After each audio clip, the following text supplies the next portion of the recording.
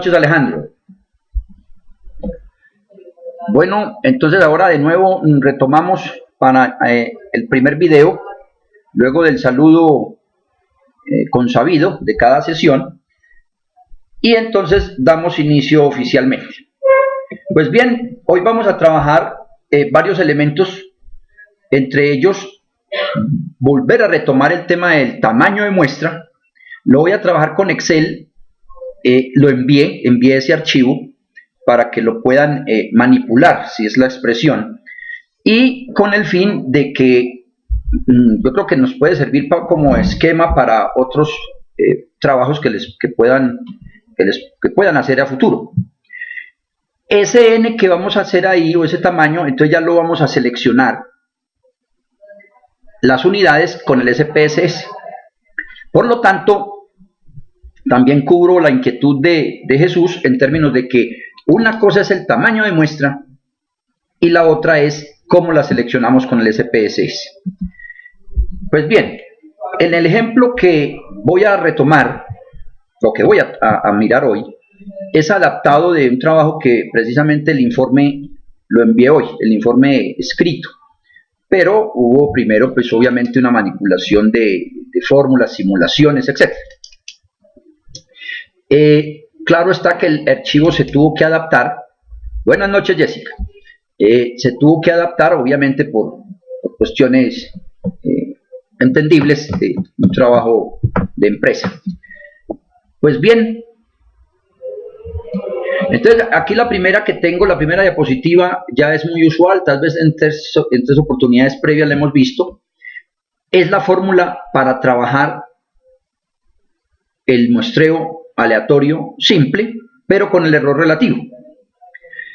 Y además, o mejor, lo único adicional aquí es que le coloqué subíndices. Ya no hablo de un n solo, como la tenía en las otras diapositivas, sino que tengo el subíndice i, o sea, hay un ni, luego también hay un ni mayúscula, y así sucesivamente.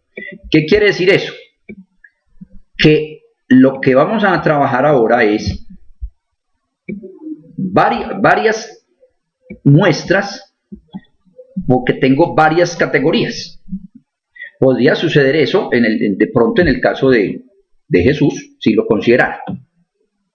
En el caso de Jesús se tiene una sola n y esa se repartió. Aquí yo voy a sacar n por cada categoría que tengo en el esquema que se diseñó. Pero la fórmula ya es conocida, la confiabilidad, el número de observaciones de cada subpoblación, la probabilidad de que no ocurra el evento en cuestión, etc. La P es la probabilidad que ocurra el error relativo, y así tenemos pues la fórmula ya conocida. Creo que ahí no hay problema en ningún elemento de los que tenemos ahí. Bien, ¿en qué he insistido también que es uno de los criterios importantes para definir un tamaño de muestra? Uno de los criterios fundamentales es el intervalo de confianza. En este caso de proporciones. Y cuando hagamos el ejemplo de promedios, pues obviamente tendríamos otro esquema. Pues o esquema no, sino la formulita nos cambia para X media, la desviación. Pero aquí tenemos el de proporción. La primera fórmula nos apunta a un intervalo cuando la población es infinita. Ya es conocida por todos. El P gorrito es lo que es la prevalencia o la estimación de la proporción de lo que está sucediendo y lo que estamos estudiando, que es una de las variables que nosotros hayamos seleccionado como la que va a tomar a direccionar lo de la muestra. También me acuerdo ahora el caso con Gloria que estamos trabajando último. Ahí habrían varias P, uno tiene que tomar una, o si se va a tomar, para ese caso que es tema de tiendas, habría una P para tiendas y habría otra P para supermercados, entonces tendríamos dos subpoblaciones.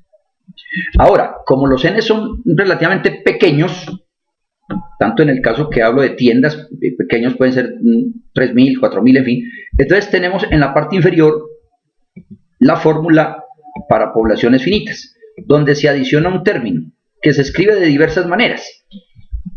Pasa a multiplicar el n arriba y se coloca sobre n-1, en fin, hay distintas otras opciones de colocarse y a veces unos pequeños ajustes, pero en general se le está adicionando este término se multiplica a raíz de 1 menos un factor de corrección que es n minúscula, o sea, n de muestra sobre el n total.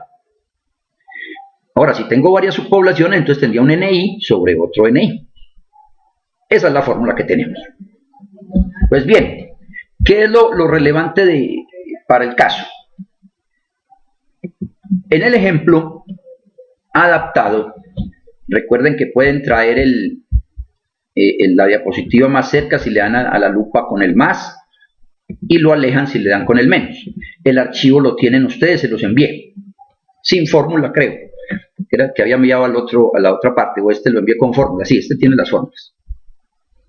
Claro, ahí está. Aquí está en la parte superior una de las fórmulas que se trabajaron, o la fórmula para el tamaño de muestra. Aquí la podemos observar en la barra de fórmulas, precisamente. Esa era la intención, que observen cómo se manejó.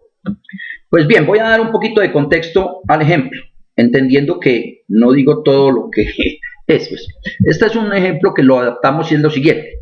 Tenemos varias dependencias y están con un código. En este caso empezamos del 1029 al 1030, código de una dependencia, que hubiera podido ser servicios generales, hubiera podido ser logística, hubiera podido ser de mercadeo, de servicios varios, en fin, cualquiera, son dependencias. Y ahí tengo un número específico, 15 tal vez, 15 dependencias. Tengo una prevalencia, o sea, una proporción que surgió de un estudio anterior, que es la columna C. En la columna C, el término P1 es el porcentaje de personas que en esa dependencia estuvieron desmotivados en un estudio realizado previamente, el año anterior. Si no se tuviese, ya vuelven las mismas discusiones de siempre. Hay que hacer alguna prueba piloto, hay que tantear, hay que especificar con los expertos, etcétera, etcétera. Bueno, y si estamos muy mal, pues trabajamos con el punto 5, pero en realidad a veces hay que explorar mucho más. Y entonces tengo ese valor de porcentaje. En la columna G, lo que se hizo fue una simple división para tenerlo en términos de fracción. O sea, lo único que se hizo fue colocarlo para poderlo utilizar en la fórmula, que va en términos de fraccionario. Perdón, de fracción. Punto 21, punto 34, o sea, el 34 dividido 100, etcétera, etcétera. ¿Qué pasó? Entonces, en la dependencia 1 teníamos una desmotivación de un 21% de los empleados de esa dependencia. En el 2, el 34, etcétera, etcétera, hay otra por acá en la sexta dependencia, un 18%. Y el N que tenemos ahí es el número de personas que están adscritas a cada dependencia. O sea, en la dependencia 1029 estaban suscritos o pertenecen a esa dependencia 49 personas. Igual número a la 1030 y etcétera, etcétera, en los que tenemos ahí. Pues bien, seguíamos el esquema que he mostrado y que creo que es el que nos puede seguir la línea. ¿Cuál es primero el objetivo de la investigación? Pues luego de discusiones, varias reuniones, se define que es absolutamente necesario inferir o tomar información representativa o válida, mejor, confiable y que sirva para toma de decisiones por cada dependencia. Eso implica que el N será grande. Ahí no hay salvación. Se plantearon otras posibilidades de mi parte en términos de agrupar por algunas dependencias similares, por tipos de oficios, etcétera, etcétera. Pues no, la directriz, lo que se necesita en este caso es cada dependencia tiene que tener su inferencia. Bueno, entonces no tenemos opción. No hay opción de qué. Hay que sacar n's para cada dependencia. Lo alejo porque observen que teníamos en el ejemplo, pues en la práctica eran muchos más, pero ahora aquí planteo 910 personas en el ejemplo que tengo. Y si hubiéramos hecho para inferir a todos los 910, seguramente nos daría un N de 200, 100 y tanto, seguramente, 180, para cumplir las confianzas reconocidas, en fin. Y el P hubiera podido ser un promedio de todos ellos o el P de toda la empresa, que también se tiene, el P general. Y hubiéramos obtenido muestra mucho más pequeña, pero la inferencia hubiera sido general. Haciendo la analogía con el tema de los pregrados que llamo yo de las carreras, es igual. Si voy a hacer las generalizaciones para toda, a nivel nacional, toda la organización a nivel nacional, un solo N tengo, que ya nos había dado 600 y tanto. Buen, válido para la toma de decisiones, eso ya los objetivos lo dicen perfectamente.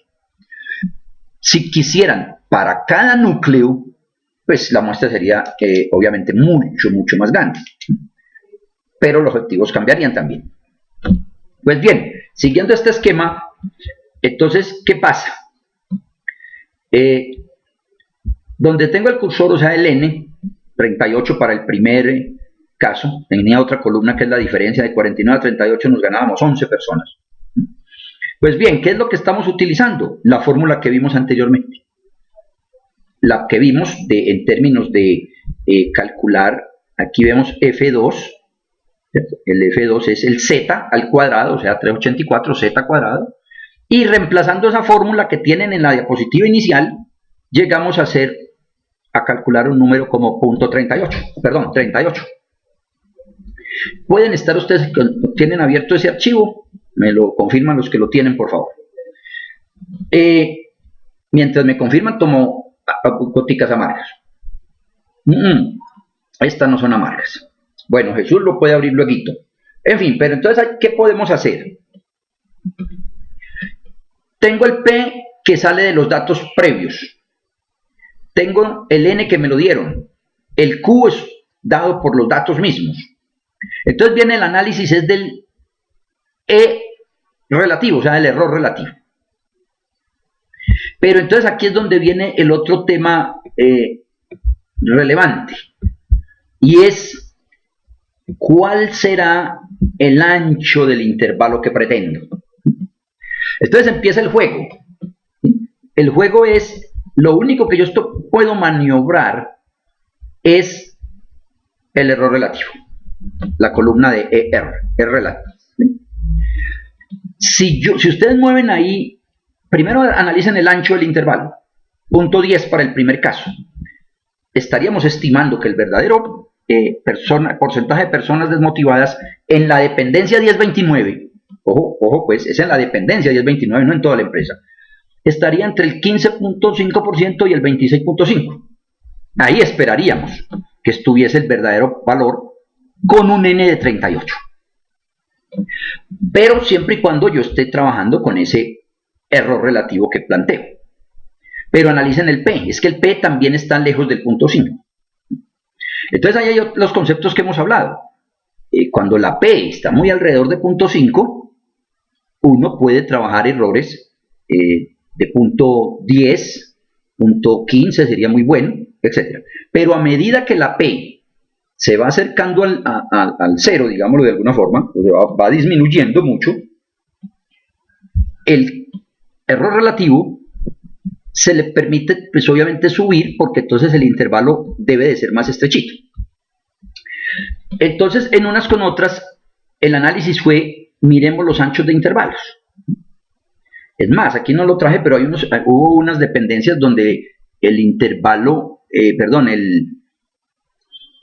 la P, llamémoslo así, de personas un poquito inconformes, era solamente del 6%, 7%. Eso implicaba que el coeficiente de variación, en este caso el error relativo, tranquilamente podía subirse hasta el 40, o sea, 0.4.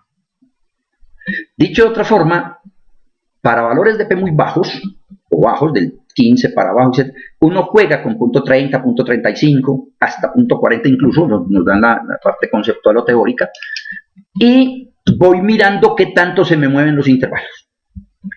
Por lo tanto, a mí me pueden decir, no, pues es que hay uno que de 52 sí va a sacar 40, es muy alto. Bueno, sí, puede ser alto, está bien, pero es que necesitamos inferir para esa dependencia también. Ahora, si yo quiero bajar ese n, tranquilamente lo puedo hacer subiendo un poco el error relativo. Pero lo que yo tengo en mente es qué tanto se me convierte este intervalo. Porque si el intervalo me va a quedar muy ancho, pues no voy a dar mucha información útil. Entonces, este es el planteamiento para definir un n. Ahora, en este trabajo se hizo con 90% también, con un 93%, y se miraban los diferentes cambios en los tamaños de muestra.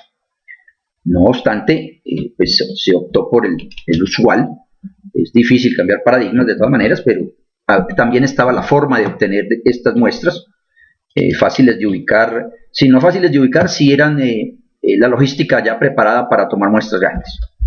Entonces, en ese gráfico o en ese archivo que tienen ustedes abierto, no es sino que ensayen moviendo ese punto 25 o el punto 30 y lo mueven hacia un lado u otro y van observando que el n va cambiando, pero también van a observar que el intervalo se les mueve y por lo tanto el ancho. Entonces ya viene la parte conceptual, ¿cierto? Si tuviéramos todos los p cerquita a punto 50, los intervalos deberían estar de punto 10 hacia abajo en su ancho. Es lo sugerido y es lo que uno apenas es práctico observarlos. Si ya hay otro esquema como esto es más bajito, entonces yo puedo subir los valores del error relativo, pero en unas con otras no debo de que me quede mi ancho supremamente amplio al punto 20, por ejemplo. Ninguno de ellos está más alto de punto 17, tal vez veo ahí. Eso es lo que entramos a analizar. Ahora, ¿cómo salieron los intervalos? Con la fórmula previa, la que vimos en el punto anterior. Y el n entonces definitivo es la sumatoria de todos ellos, 561, que se va a desagregar de esa manera. 38 para la primera dependencia, 35 en la segunda, 37 en la tercera, etcétera, etcétera. ¿Hay algún comentario ahí? ¿Alguna inquietud, duda? Es un esquema, están las fórmulas ahí planteadas en el archivo y tienen la posibilidad de mover, pero siempre con criterios del ancho, de que el ancho no sea demasiado. Bien, esto es una cosa, entonces ya definimos una muestra, ya se definió la muestra. ¿Qué sigue? Bueno, esto lo pudimos haber trabajado de pronto hasta con el mismo EPIDAT, pero ahora viene es cómo seleccionamos esas muestras. Aquí digo del muestreo aleatorio simple, pero eso lo haré cuando estemos compartiendo escritorio.